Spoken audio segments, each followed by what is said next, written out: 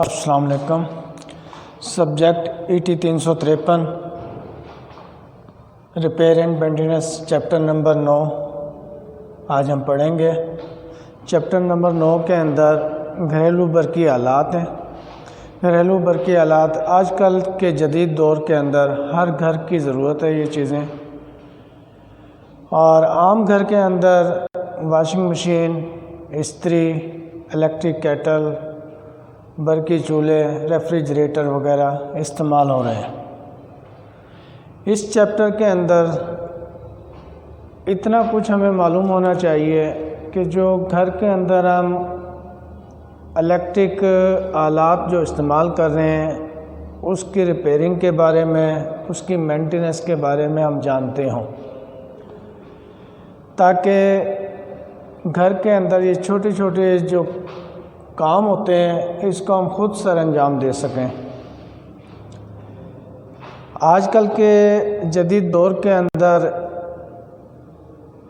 आम घर के अंदर भी इस्त्री, वॉशिंग मशीन, रेफ्रिजरेटर, टोस्टर, बरकी केतली और बहुत सी चीज़ें इस्तेमाल हो रही हैं, मगर आज हम पढ़ेंगे घरेलू बरकी आलात के अंदर इलेक्ट्रिक आयरन।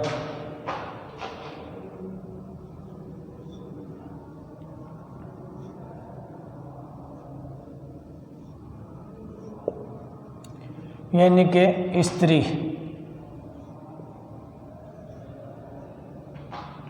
नंबर 1 पर इलेक्ट्रिक आयरन से मुराद इस्त्री या वो आला या वो डिवाइस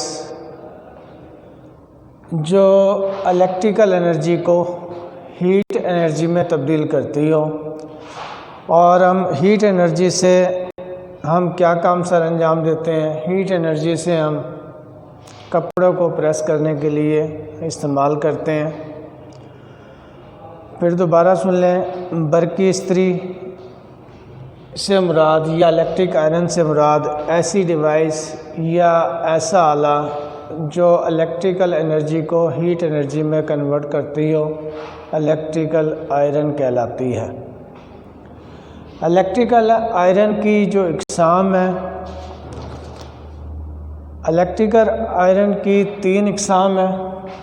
नंबर 1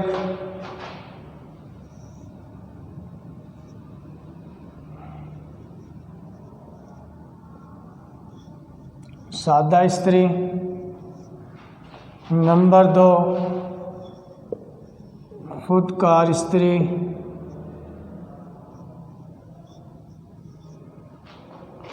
और नंबर 3 खुदकार भाप वाली इस्त्री।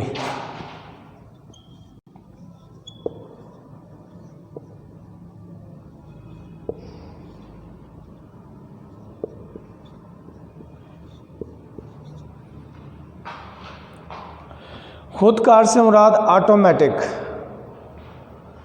यानी कि non automatic iron, automatic iron और ऑटोमेटिक स्टीम आयरन। 3 हम इकसाम यानी कि इस्तेमाल करते हैं। इस्त्री की कितनी इकसाम है? एक सादा इस्त्री, दूसरा खुदकार यानी कि ऑटोमेटिक इस्त्री, और तीसरी खुदकार भाप वाली इस्त्री यानी कि खुदकार ऑटोमेटिक आयरन। इस्त्री के अंदर कुछ हिस्से यानी कि सवाल आ जाता है, इलेक्ट्रिक आयरन के हिस्से बयान करें।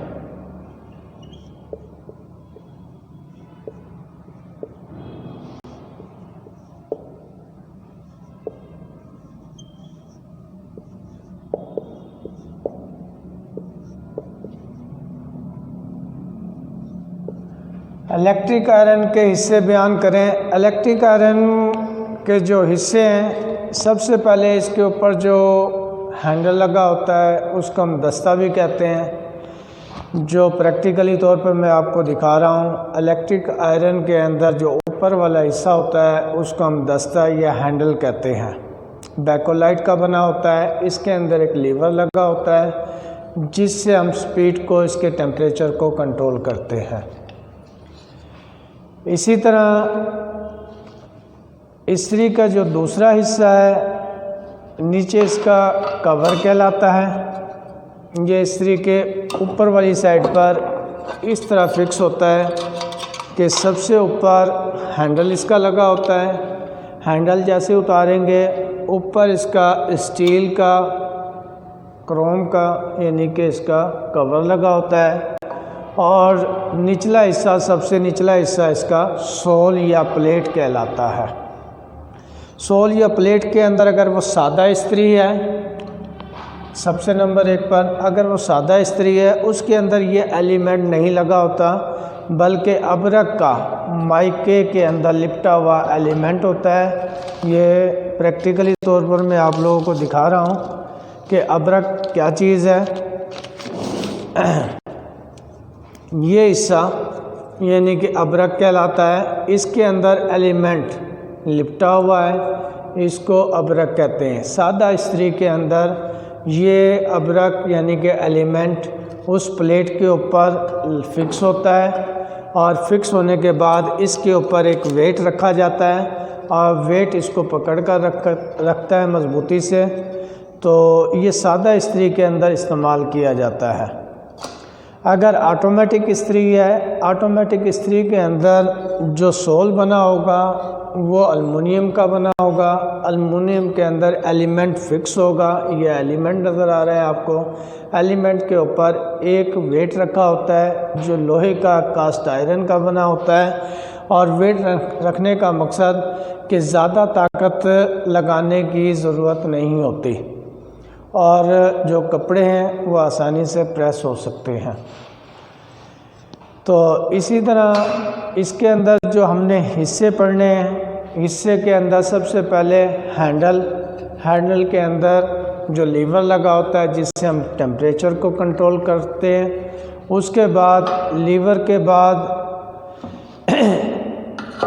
कवर कहलाता है, सोल कवर या प्लेट कवर, और उसके बाद जो निचला हिस्सा है ये हमारा सोल के बाद एलिमेंट, और एलिमेंट के अंदर ऑटोमेटिक अगर इस्त्री है तो इसके अंदर थर्मोस्टेट भी इस्तेमाल किया जाता है। सादा इस्त्री के अंदर हरारती एलिमेंट है। अगर वो पूछते हैं ऑटोमेटिक आयरन के हिस्सों के नाम बयान कर दें या हिस्से बयान कर दें, तो सबसे पहले जो चीज़ आती है इसके अंदर हरारती एलिमेंट। वो सादा इस्त्री के अंदर भी होता है।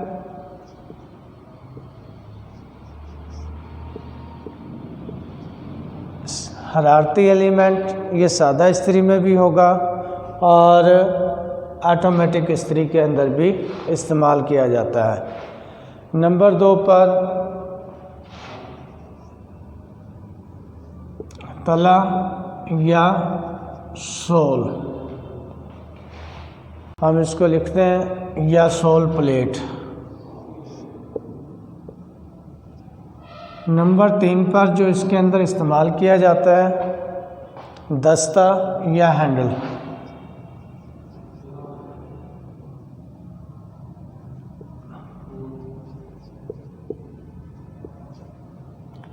और नंबर 4 पर हिस्सों के अंदर लचकदार तार जिससे हम इसको सप्लाई देते हैं, सोर्स देते हैं, ठीक है, लचकदार तार या फ्लेक्सिबल तार।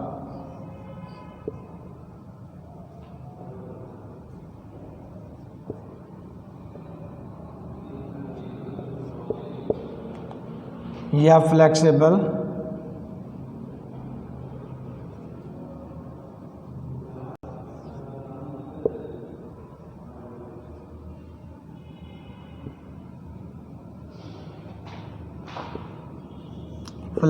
केबल। और उसके बाद इंडिकेटर लैंप इसमें इस्तेमाल किया जाता है।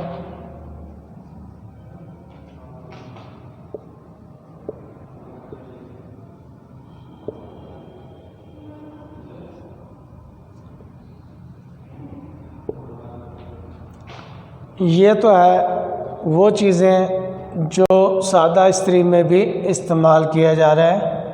और ऑटोमेटिक इस्त्री में भी इस्तेमाल किया जा रहा है, यानी कि खुदकार इस्त्री के अंदर भी।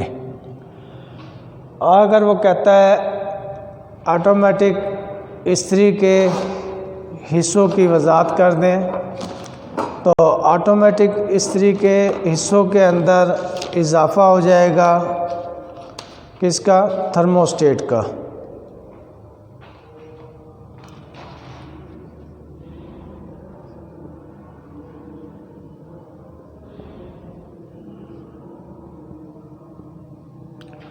थर्मोस्टेट का इजाफ़ा हो जाएगा। और इसके अंदर अगर भाप वाली कोई इस्त्री है तो वाटर टैंक का इस्तेमाल, अगर वो कोई खुदकार भाप वाली इस्त्री है तो वाटर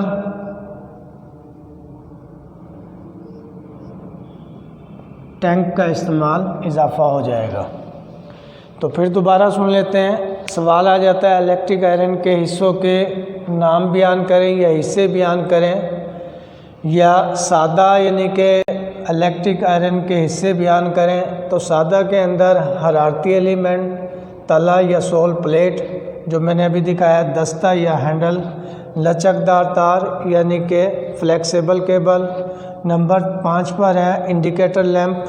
तो ये चीज़ें तो सादा इस्त्री में इस्तेमाल की जा रही हैं और यही चीज़ें खुदकार इस्त्री में भी इस्तेमाल की जा रही हैं। खुदकार के अंदर यानी कि ऑटोमेटिक इस्त्री के अंदर अगर वो कह देता है ऑटोमेटिक इस्त्री के हिस्सों के नाम बयान करें, तो फिर इजाफ़ा नंबर 6 पर थर्मोस्टेट का हो जाएगा।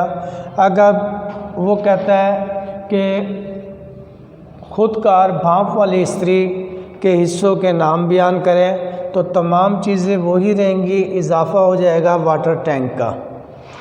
और खुदकार जो ऑटोमेटिक भाप वाली इस्त्री होती है, स्टीम वाली, जिसको हम स्टीम कहते हैं, स्टीम आयरन भी हम इसको कहते हैं, इसकी निशानी यह है कि इसकी जो नीचे वाला सोल वाला हिस्सा है, सोल है जो प्लेट कहलाती है, इसके नीचे जालियाँ होती हैं जिसके गर्म होने से इसकी जो पानी है वाटर टैंक से बाहर आता है, जो कि स्टीम का काम सर अंजाम देता है। ये जैसे ही पानी कपड़ों पर पड़ता है तो स्टीम बन जाती है उसका, और ये आसानी से कपड़े प्रेस हम कर सकते हैं।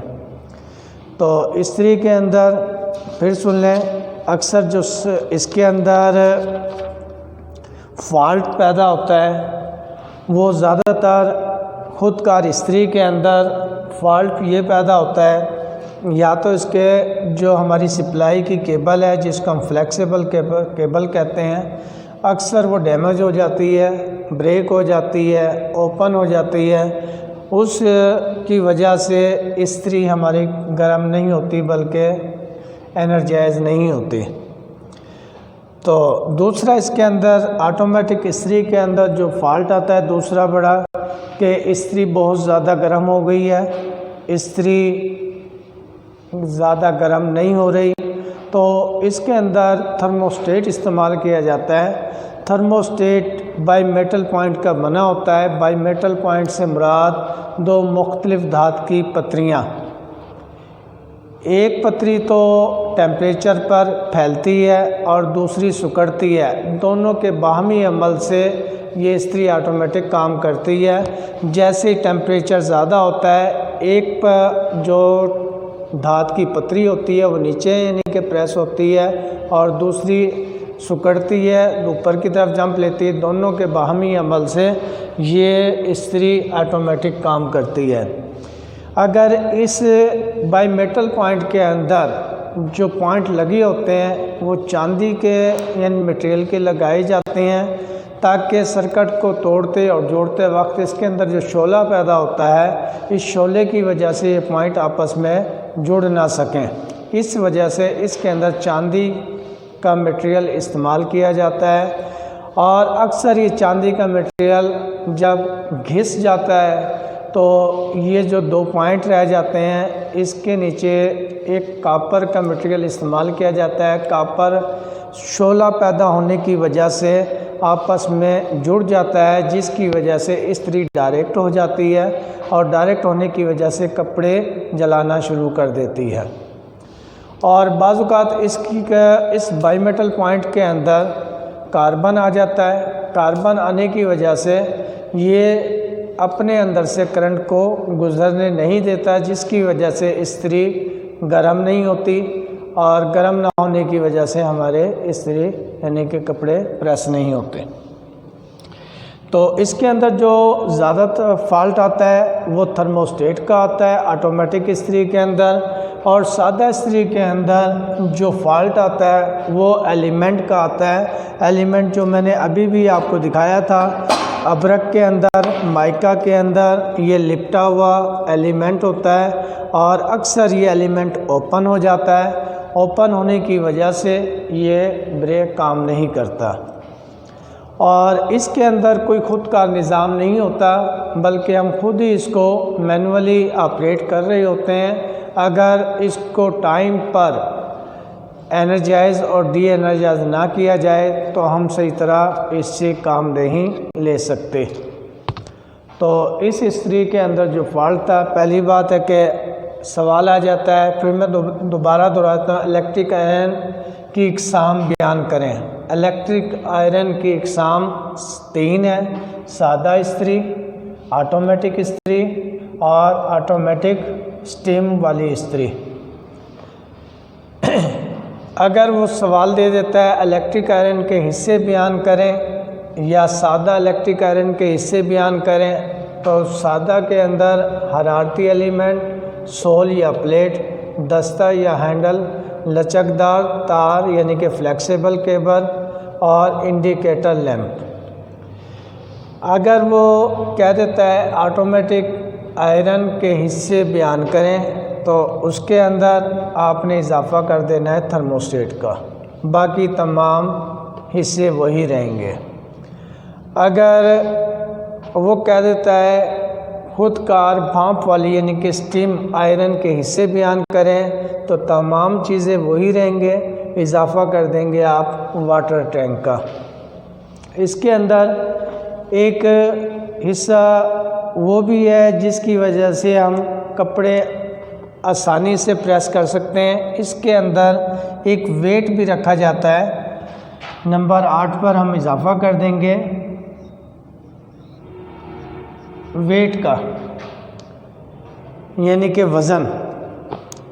एक लोहे का हिस्सा होता है जो कि बहुत वज़नी होता है, तो वो रखने से हमारे जो कपड़े हैं हमें ज़ोर लगाने की ज़रूरत नहीं पड़ती और वो आसानी से काम करता है।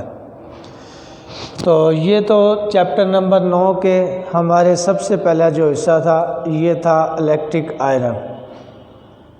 अगली मर्तबा हमने पढ़ना है वॉशिंग मशीन और सीलिंग फ़ैन, क्योंकि घरेलू हिस्सों के अंदर हम बहुत सी चीज़ें हम इस्तेमाल करते हैं, जिस तरह मैंने अभी बताया इलेक्ट्रिक आयरन हो गई है और इसके अंदर सीलिंग फ़ैन है। और सीलिंग फ़ैन के अलावा इलेक्ट्रिक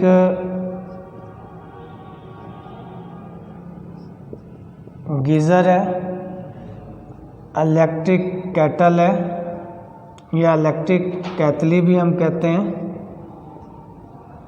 और इसके अलावा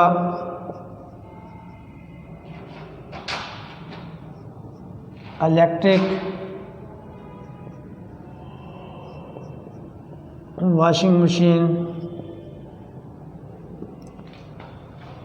और इलेक्ट्रिक रेफ्रिजरेटर वगैरह हमने इसी चैप्टर के अंदर पढ़ने हैं। तो आज हमने सिर्फ पढ़ा है इलेक्ट्रिक आयरन के बारे में। यह हमें पता लग गया है कि इलेक्ट्रिक आयरन की कितनी इक़साम है, इलेक्ट्रिक आयरन के कितने हिस्से हैं, इलेक्ट्रिक आयरन किस असूल पर काम करती है, यानी कि हरारती असर पर काम करती है, इलेक्ट्रिक एनर्जी को हरारती एनर्जी में तब्दील करती है।